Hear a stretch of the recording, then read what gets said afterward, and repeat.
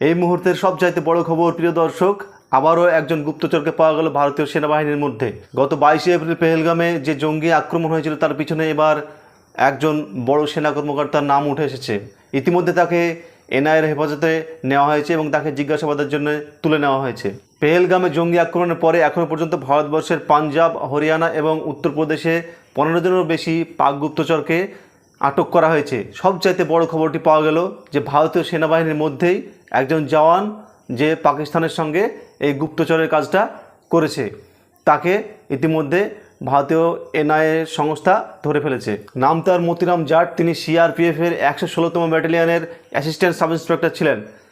তথ্য অনুযায়ী তিনি 2023 সাল থেকে পাকিস্তানের সঙ্গে এই গুপ্তচরের কাজ করছে এবং বিভিন্ন চ্যানেলের মাধ্যমে পাকিস্তানের কাছ থেকে এই সাব ইন্সপেক্টর মতিরাম জাট টাকা নিয়ে থাকতো।